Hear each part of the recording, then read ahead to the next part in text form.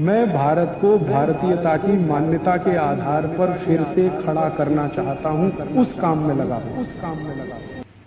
ऐसा अधकचरापन है। ये सब कॉन्वेंट में से हमारे बच्चे सीख सीख के निकल रहे हैं। और इन कॉन्वेंट स्कूलों में क्या क्या सब सिखा दिया। वो कहता था ना, मैकॉले ये कहता था कि ये जो कॉन्वेंट स्कूल हम चलाएंगे, इनमें शिक्षा मिले ना मिले, संस्कार अंग्रेजियत के हम जरूर देंगे। तो क्या होगा? तो कह रहा है वो कि भारतवासी जितने साल इसमें से पढ़कर निकलेंगे ना, तो वो शरीर से दिखने में भारतीय होंगे, आत्मा से अंग्रेज हो जाएंगे। फिर यही हमारी मदद करेंगे और भारत को गुलाम बनाए रखने में व्यवस्था करेंगे। तो संस्कार देना है उनको तो अपना, तो वो दे रहे हैं।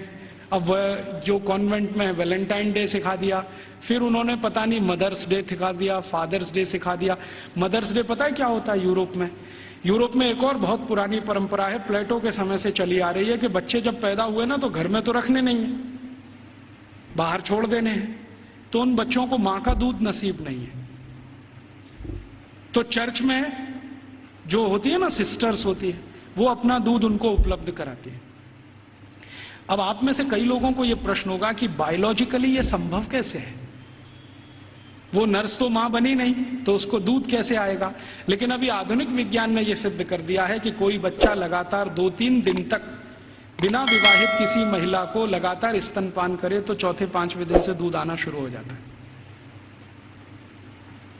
तो उनके यहां नर्सिंग जो होती है वो सिस्टर्स के द्वारा होती है या नर्सिस के द्वारा होती है, मां नहीं करती है।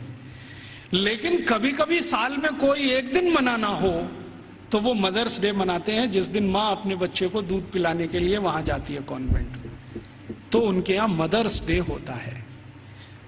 ऐसे ही उनके यहां फादर्स डे होता है। फादर्स डे का चक्कर क्या है?